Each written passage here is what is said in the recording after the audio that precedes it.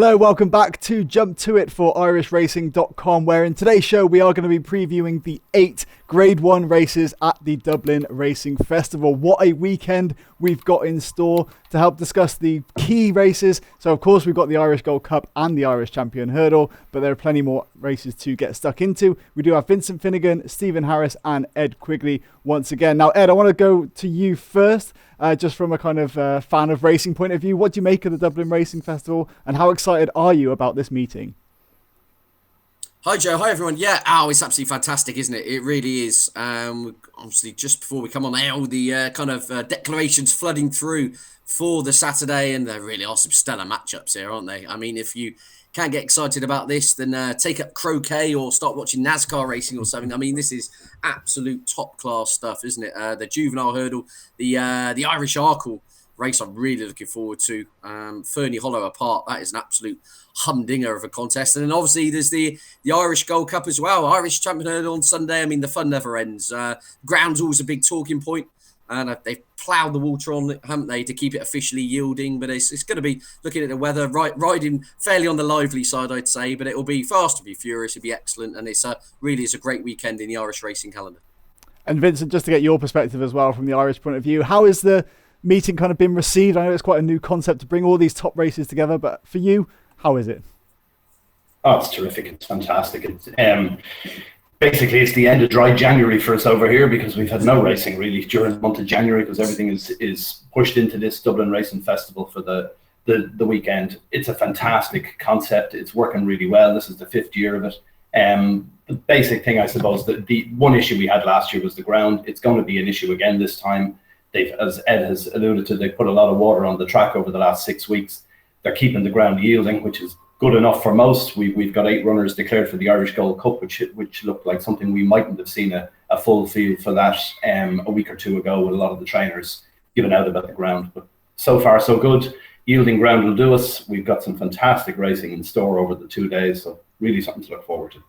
Great stuff. All right, then, guys, let's get straight into it. Straight away, we're going to look at the first Grade 1 race, and let's go straight into the action. So, Vincent, the opening contest, the Grade 1 on the 105. You've got the Novice Hurdle here. How disappointed are you that Journey With Me doesn't take part? Hollow Games, obviously the favourite going into this one, but take us through your thoughts on the race. Well, I suppose we're missing probably 2 of our best novice hurdlers, in my opinion anyway. Ginto wasn't even entered here. They're going with other ones from Gordon Elliott's yard, similar ownership, Hollow Games runs. Journey With Me, I thought we'd see the matchup here between Journey With Me and Hollow Games, which would have been a cracker to look forward to. But we've still got a very good contest. Hollow Games here looks an out-and-out stayer, was well beaten by Ginto and Nace the last day. That was over 2 miles 4. This is an extra couple of furlongs, which will definitely be in his favour. He's got a turn around a neck with Grand Jury, which is a stablemate of Journey With Me, which doesn't turn up. So Grand Jury was a neck in front of Hollow Games, but in my opinion, Hollow Games was certainly would be one you'd want to side with next time. Got an easy enough ride, I thought, in the Nace race, and I'd be pretty confident that he'll turn the form around with Grand Jury. That should probably be good enough here to win. An interesting thing about this race, and I suppose the whole weekend in general, is that if you look at these races, we're all looking at them with Cheltenham in mind, because a lot of these horses are towards the head of the markets for all the Cheltenham contests. But in this particular race last year, we had that horse Vanillier of Gavin Cromwell's, was beaten 58 lengths in this race last year, and then went on to win the Albert Bartlett by 11 lengths only a few weeks later. So I wouldn't be too disappointed if your horse doesn't produce, if you back one anti-post and it runs a bit of a stinker here. You know, all's not lost. You can still bounce back in a few weeks' time. There's lots of horses that are running over this weekend that need to bounce back from their previous run anyway. Horses like Manila Indo, which runs later on the card on Saturday. But the opening race for me, I think Hollow Games should win. Now, Vincent, it looks like we've got a couple of gremlins in the connection for your camera, so we're not able to see you very clearly. But Stephen, I want to bring you in here as well from a betting point of view. What do you make of this Novice Hurdle? Yeah, it's a fascinating race. I think from a betting point of view, Joe, being honest, my stakes will be minimal. It'll mainly be a learning exercise. I mean, when this first started, the Dublin Racing Festival, I did think, are they going to sort of avoid each other, give quiet rides, stablemates not get involved in hard races? They'll all be looking 5-6 weeks ahead to Cheltenham. But actually, Last year, there were some proper races. The big stables took each other on, and it was a fantastic form guide for Cheltenham down the line. And these are very valuable races in themselves. It's not just a trials day, tiny fields of irrelevant races that we saw at Cheltenham, in fact, last weekend. These are proper races. I agree with Vincent regarding Hollow Games. I thought he got a very quiet ride against his stablemate Ginto. And if you look at the market the other day, Ginto was hammered down to 5-4, and Hollow Games was nudging 4-1 on the exchanges. They went in opposite directions, and they were ridden with that day in mind, in my opinion. Hollow Games was parked up the inside, not given a hard time, and finished with loads of running left in the tank. I think he's a really big runner at Cheltenham, hoping that he'll win on Saturday and then go on to Cheltenham. I think probably for the Ballymore maybe is his target, although Ginto I think is another one.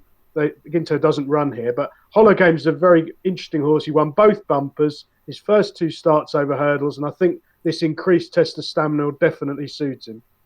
Great stuff. All right, well, let's move on to the next Grade 1 feature. So, Ed, I want to bring you in here to talk about, the Juvenile hurdle. So just take us through your thoughts on the card at the moment. Pretty interesting matchup, right? Oh, sure is. This is a brilliant little contest, isn't it? A whole host of unexposed, exciting juveniles. Clearly, Phil Dawes been the flag bearer, hasn't he, amongst the juvenile division in Ireland so far, unbeaten. Of course, Gordon Elliott, I was at Cheltenham on Saturday. Gordon Elliott was there telling the press, Phil Dawes versus a Pied Piper at home. Well, Pied Piper doesn't see which way Phil Dawes goes, etc., etc. And then Pied Piper comes out, wins hard-held, probably the easiest winning you've ever seen of a Triumph Hurdle trial at Cheltenham. And, of course, that's got everyone scratching their heads now, because if Phil Dawes is better than that guy, then we've the English might as well just throw in the towel, not run anyone in the Triumph Hurdle at all, to be fair, because, a little word of caution with Phil Dawes in this contest would be the ground. He's got a bit of any action. He looked very happy on the 2 occasions he encountered very soft ground, I would have thought. He got the job done, but it was a little bit more workmanlike when he won at Fairy House back in November, and the ground was pretty lively on that occasion. And Gordon Elliott's comments to some extent would back that up. He's saying Pied Pipers are very much he's the ex-flat horse with speed. This guy's much more of a grinder, much more of your tough it out National Hunt style horse. So I wonder, with a combination of that and the proximity of Fauban to Pied Piper, is why Fauban's being very heavily supported for this contest for the Mullins team. The tongue tie goes on for the first time.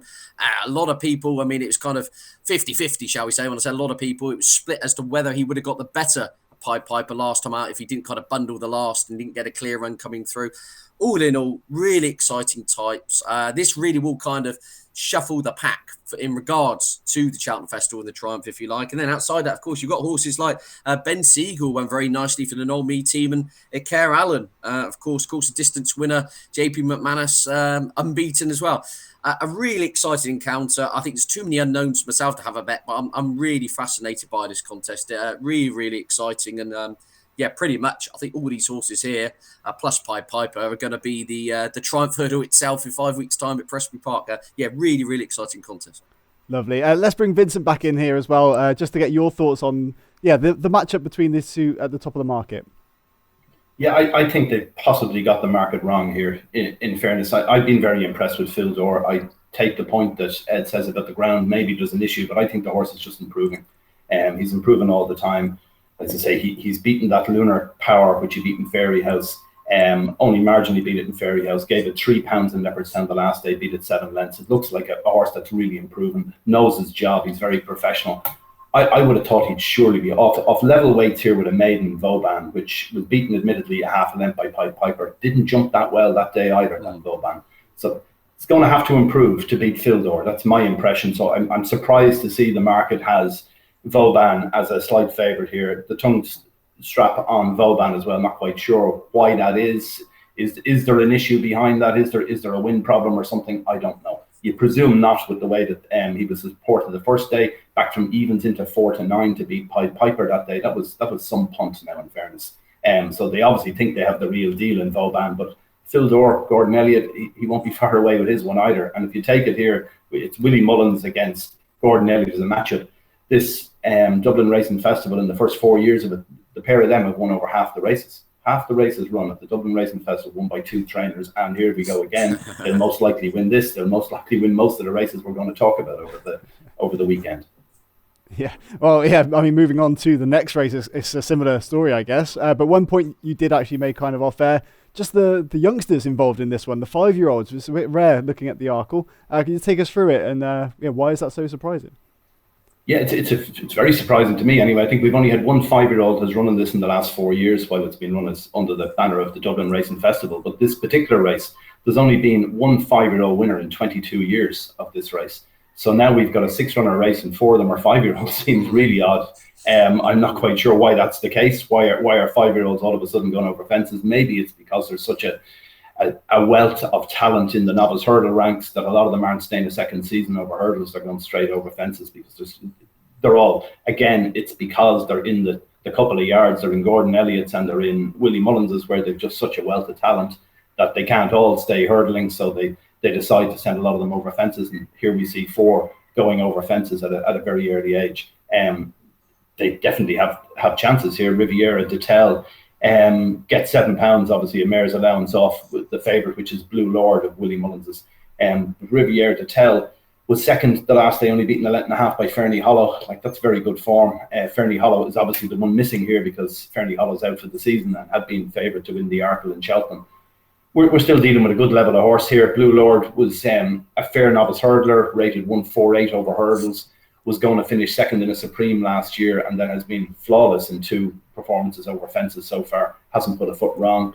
The other one here is Saint Sam, which is one of the 5-year-olds of Willie Mullins's. They had a lot of confidence behind this. The first day it ran over fences in Fairyhouse, and it won extremely well. That was a 143 over hurdle, so hasn't got a whole lot to find with Blue Lord on hurdle ratings, and did nothing wrong the first day. And in a strict line of form through another stable companion, there's a horse called El Barra. Saint Sam actually beat El Barra further than Blue Lord did in their novice chases, so that would definitely have a chance too. And then there's another one in here is Oton Collures, which was 3rd in the Triumph Hurdle last year and won well over Christmas, another one of Willie Mullins. So it's an intriguing contest. Blue Lord is favourite. Yes, probably has the best form, but wouldn't be surprised to see this beat now, in fairness. Now, I know, Ed, you're going to be making the case for Riviera Detel later on in the show in the tips of the weekend. But Stephen, let's bring you in here as well, just to get your view on the Irish Arkle. Yeah, I mean, the market will be a terrific guide. It's Mullins against Elliott against Joseph O'Brien, and Joseph O'Brien's 2 look like they're both 50. I'm quite surprised how they bet here. I mean, the top one has got to give an awful lot of weight away to Riviera Detel, and is quite a hard puller. Hasn't beaten a great deal over fences so far, whereas Riviera Detel, I think that's the strongest line of form in novice chasing in both Britain and Ireland, the run against Fernie Hollow. If you watch that back, I watched it this morning again. I mean, it's a fantastic race. The pair of them, when it was one of those races you kept thinking, well, they're going to both ruin each other because they can't possibly sustain this gallop head to head for 2 miles, but they did, and they were miles clear of the rest. And Riviera Detel was just giving best after last, and I think Fernie Hollow would have won at Cheltenham. It's a real shame out for the season, but Riviera Detel, as long as that just didn't leave a mark, I think Riviera Detel could lead on her own here. She's getting plenty of weight from the top one. I think they'll be a lot closer in the market by the time they jump off, and I think she'll nearly win as long as that race didn't take it out of her, because it was a very hard race.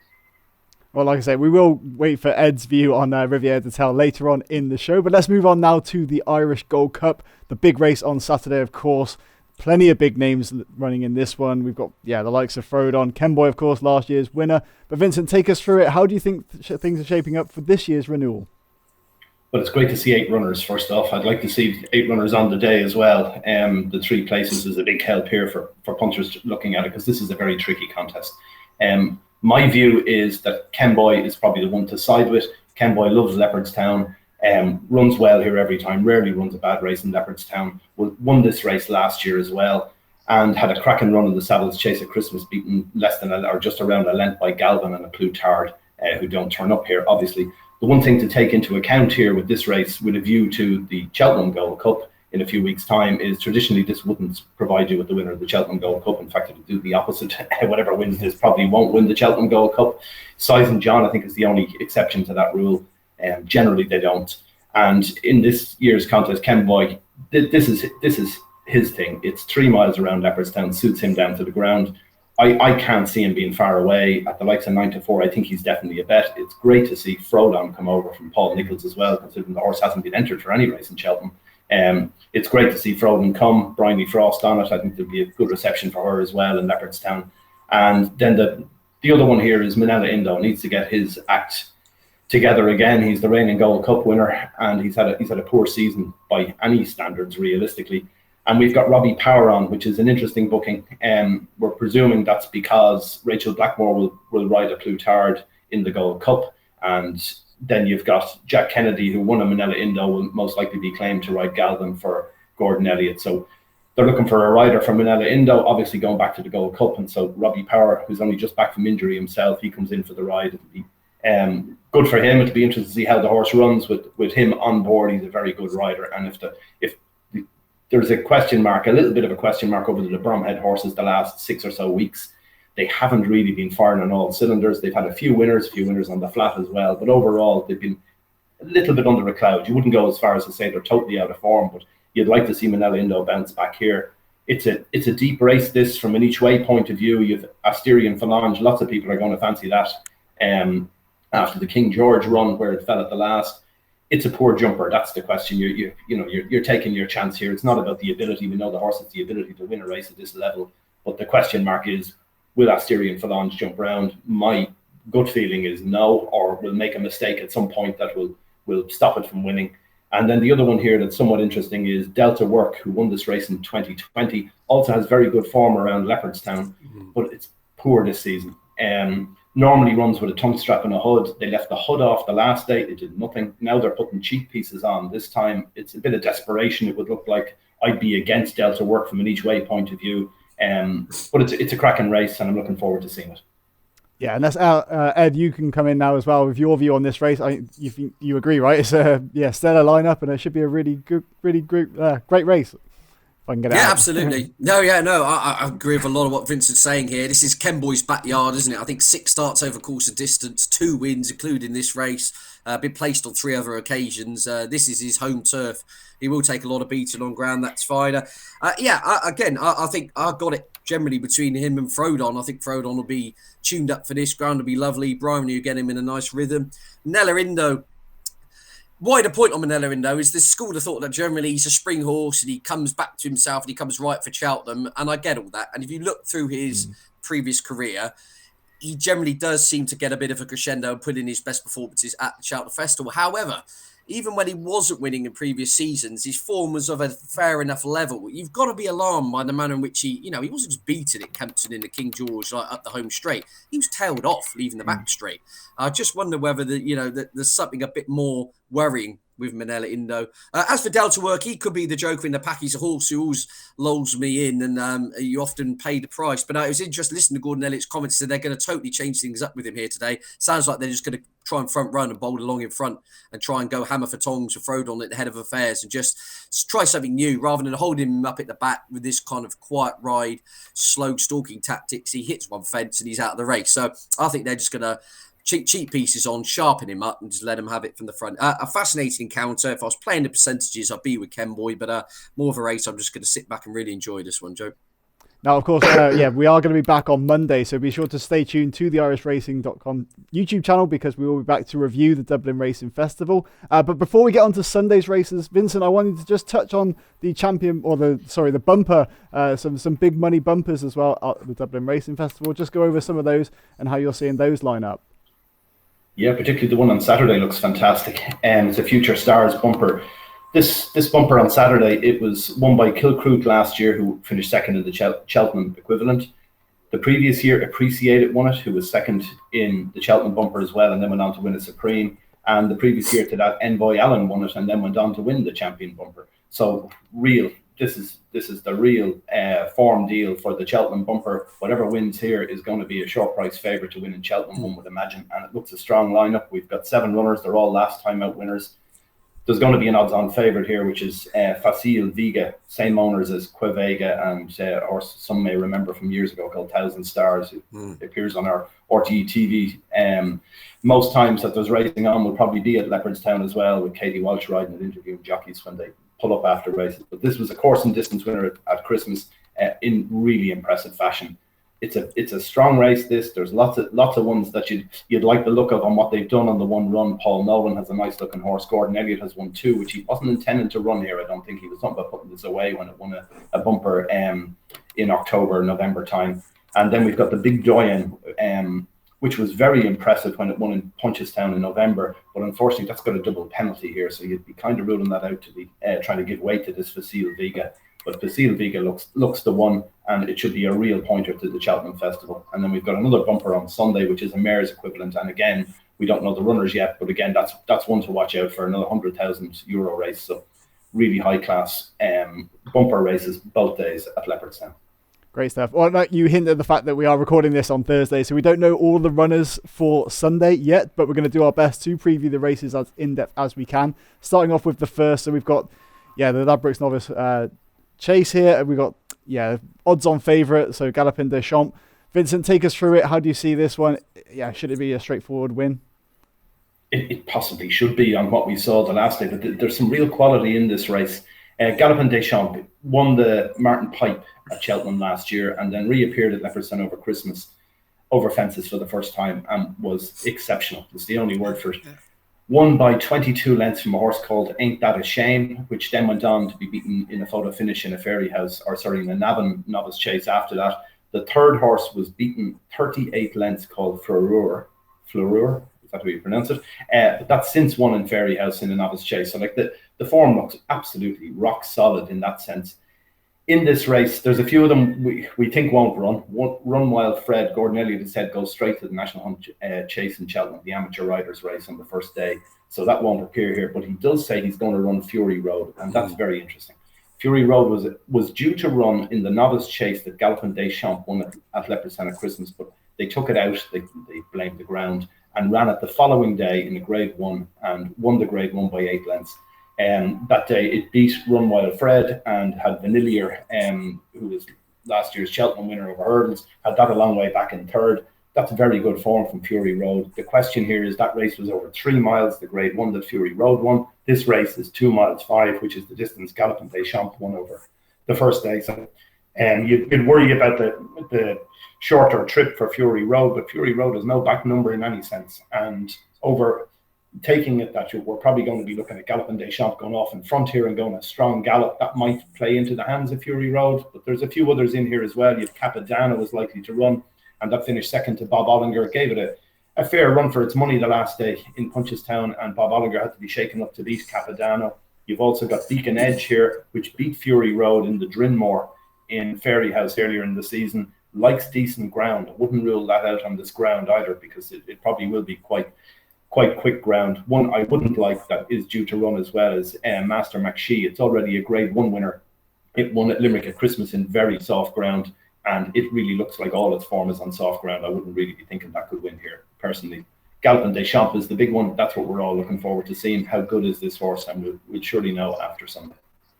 And Stephen, just to bring you in on here, from a punting point of view, when you have that heavy odds-on favourite, is there any kind of market value in the place market, for instance, on these kind of races? Well, there used to be, Joe, but it's not accessible to anyone these days, unfortunately. I suspect this race will cut up. Vincent summed it up perfectly.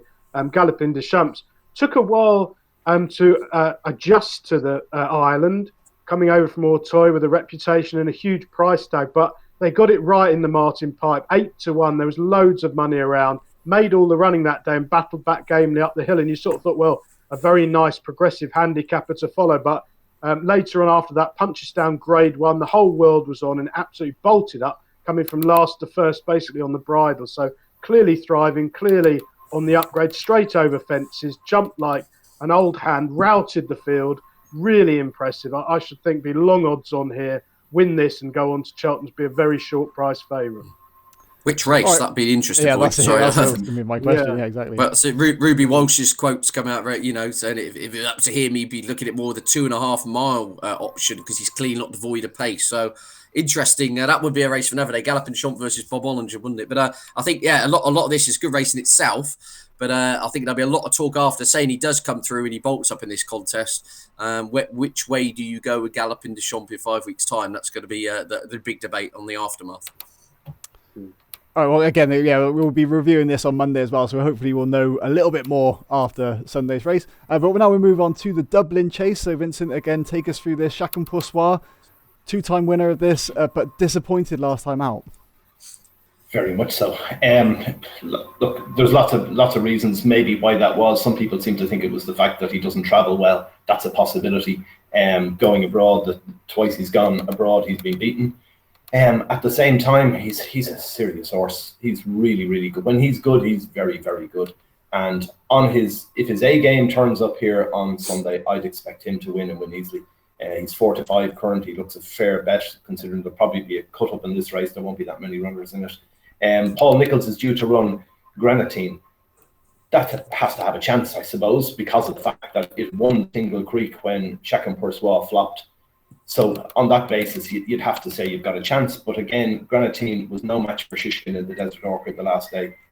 So what level of form is this? You'd have to think there's a hole in the Tingle Creek. And taking that as the case, Chacun Pour Soi on his game wins this, in my opinion. The other one here, Captain Guinness, shouldn't be good enough to beat Granatine. It was behind it in the Tingle Creek. No reason why it'll beat Granatine. If you don't beat Granatine, you probably won't beat Chacun Pour Soi either.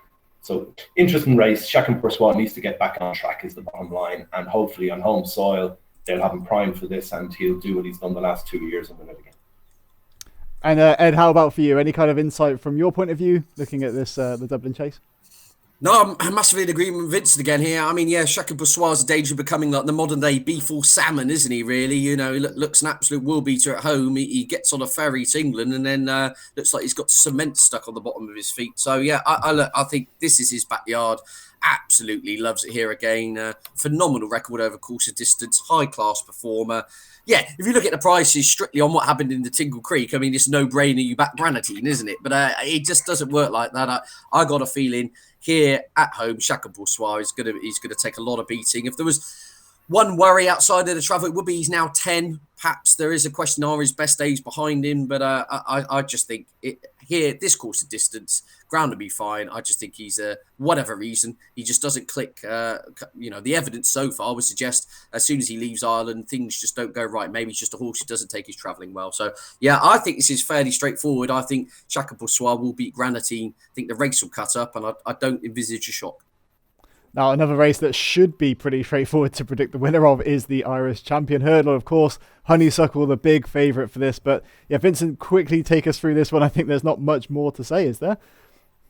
Well, not really. Realistically, there isn't. She's got loads in hand. She's still unbeaten. She's got a minimum of 12 pounds in hand. That'll be off Appreciated, getting the allowance. Appreciated is not a definite runner. Willie Mullins has been him and hawing about going straight to Cheltenham with Appreciated. The horse had a setback earlier in the season when it was due to go novice chasing, so presumably it was a minor setback, so they've continued to train the horse and it's going for the Champion Hurdle. I'd be surprised myself if Appreciated turns up. I think they'll wait for just have one go at Honeysuckle, and that'll be it in Cheltenham. So Honeysuckle will probably get a freebie here in real terms. It'll be a very small field. She's got buckets in hand. She's gone for a third win in this, going back into the history books. Isterbrack won this 4 times. Hurricane Fly won it 5 times. She's heading in a similar vein. You'd have to think she could win it a third time here. There's no reason why she won't win in Cheltenham either in the Champion Hurdle. So you'd like to see her win. It's great for racing. The partnership she has with Rachel Blackmore is fantastic. Again, if there is to be any little doubt in this, it's maybe the fact that the stable form hasn't been really that good. According to Rachel Blackmore earlier this week, she did the fact that Honeysuckle seems to be absolutely perfect at home, doing everything that they'd expect her to do. So then the other one in it, if there's to be a danger, it may be the Gordon Elliott Zana here. It's been improving with each run, but still some way off Honeysuckle if she's at her best. Zana here, I think it's improved 13 pounds so far this season on official ratings. Definitely is a contender, but I couldn't see anything beat Honeysuckle in this. Yeah, so if anything, it should be a great spectacle, but not really from a betting point of view. It should be, the straightforward win for Honeysuckle. But now we're going to wrap up with the last feature race we're going to look at, so the Tattersalls Island Novice Hurdle. Ed, I want to bring you in here. Sir Gerhard to justify favouritism for the Supreme, do you think? Well, justify favouritism for this race, and then we discussed this on last week's show, didn't we? And myself and Vincent, I think Sir Gerhard, to me, looks a 2-miler. I mean, that's just my subjective kind of view. On the assumption he's going to go off even money or thereabouts to win this, isn't he? Maybe even a shade of odds on, depending on who lines up. If he bolts up by 8 to 10 lengths in this, then there really are going to be some funny conversations going on with the Mullins team. With Dysart, Dynamo, Kilcrutzer, Gerhard, an embarrassment of riches going further forward. They have more problems trying to split them up than they are getting runners to the race, which is just an embarrassment of riches. This horse clearly, obviously the Cheltenham bumper winner. He doesn't look devoid of pace to me. I can understand the logic. You want to split some of your best chances up going further afield, to try to maximise your chances of your stable winning. But I wouldn't be shocked. He wins this.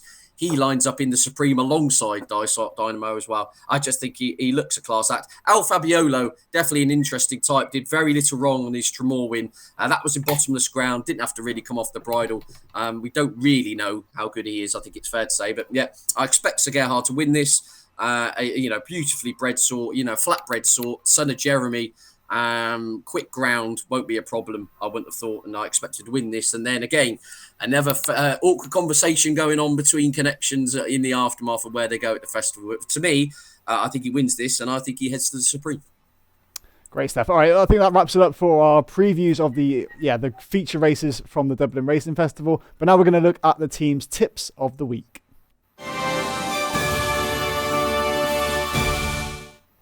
So, Stephen, I'm going to bring you in here as well to start us off with. A bit of a disappointing week last week, but you've got a couple of picks for us at Sandown this weekend. Yeah, I was really disappointed in Simply the Bets. And by the way, the winner of that race, Chantry House, I see some bookmakers shortened him up 16 into 12 for the Gold Cup. If that wins the Gold Cup, I'll get a job. I mean, that is honestly, to back it, I wouldn't take 100. It's got absolutely no chance. It'll be pulled up after halfway. Ireland will finish first, second, third, fourth, fifth, sixth, seventh, and eighth in the Gold Cup, and there won't be anything else within 3 fences of it. Anyway, that's that off my chest. But Simply the Bets was really disappointing. I thought Magic Saint probably took another step in the right direction, wasn't quite ready yet. And by the way, Vincent was touching about Greenatine. Paul Nicholls, I think, is 3 from 40 in the last 14 days. He's really struggling. Not unusually at this time of the year, funnily enough, but flu jab related. Yeah, as everyone talks about. But worth bearing in mind, if you're usually Paul Nicholls wins 5 races every Saturday, but just at the minute, I suspect they're under a little bit of a cloud. That may change by the time this weekend's over. Anyway, 2 bets this weekend, both at Sandown. We've said already about the going.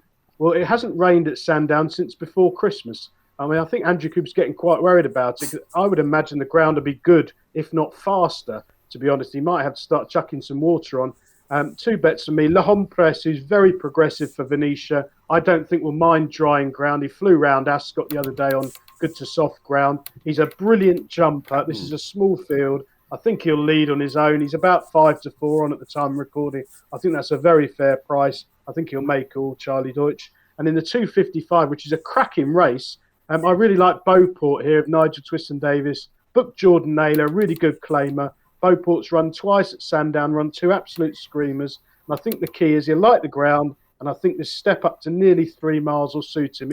He's only had 6 runs over hurdles. He's improving run to run. Twiston-Davis, who hasn't got many horses left, but they're all flying. I think he'll go really well. He's around about 7 to 1. Lovely stuff. Well, hopefully a bit of value there from Stephen. Now, Ed, you've got a couple of horses for us as well. One at Sandown and the one in the Irish Arkle you want to get to. Yeah, absolutely. Go over to Sandown first. The Contenders Hurdle.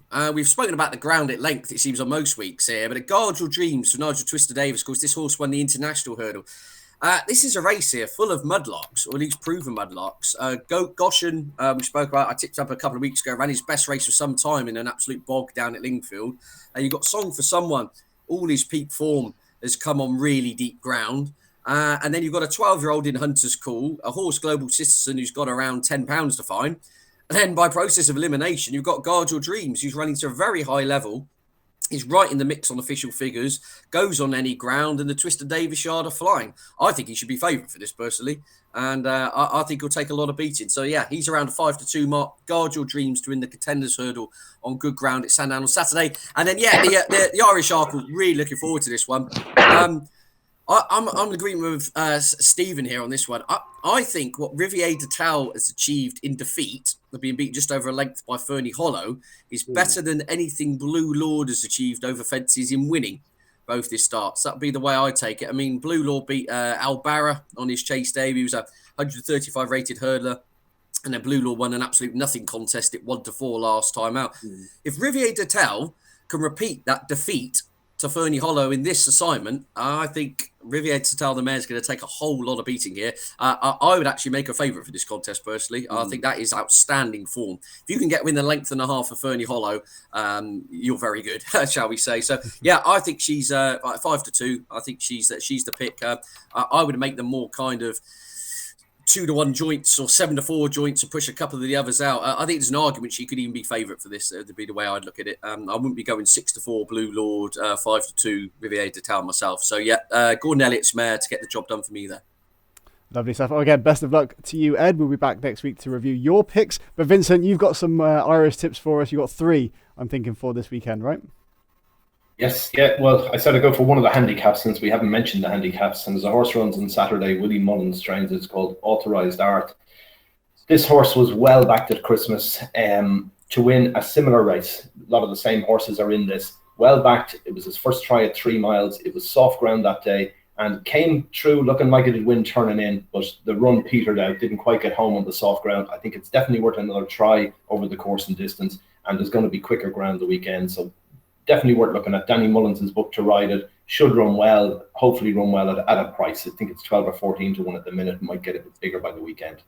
Then the other 2 I was looking at are 2 I thought would definitely win over the weekend, in my opinion anyway. One of them is Kemboy. We talked about this already. Kemboy loves Leopardstown. It's his home track. Never run the bad race there. And if you take Kemboy, has won this race last year. His previous run at Christmas, when he is only a length off Galvin on a Plutard, is very solid form. When he was in the Savills Chase, so should win. I think Froden has to come back from a bad run. Manila Indo the same, and Asterion Phalange. There's issues around the jumping. So all things being equal, I think Kemboy is definitely worth a bet in that particular race. And then the other one is Chacun Pour Soi, which we've already talked about. That Chacun Pour Soi turns up in his best form. I think he wins. He's a shade of odds on at the moment. I think that's probably still good value. And as Stephen was saying about the Nichols horses having a bit of an issue with the flu jab, you'd have to think Chacun Pour Soi. It looks like the only horse he's to beat is Granantine. And I'd be inclined to think at slightly odds on is definitely worth a bet. Beautiful. Well, all of you guys are currently in profit here on Jump To It, so hopefully everyone has been following the advice. But of course, if you do place a bet, please do gamble responsibly. Now, as I said before, we will be back on Monday for a full review of the Dublin Racing Festival. But for now, Stephen Harris, Ed Quigley, Vincent Finegan, thanks a lot for joining me, and best of luck for this weekend, chaps. Thanks, guys. Cheers, Joe. Cheers, Joe. Great, and that wraps it up for this edition of Jump To It. As I said before, be sure to subscribe to Irish Racing and hit that bell notification to get notified about when our future videos are coming up. And that wraps it up. So thanks a lot for watching, and we'll see you again very soon.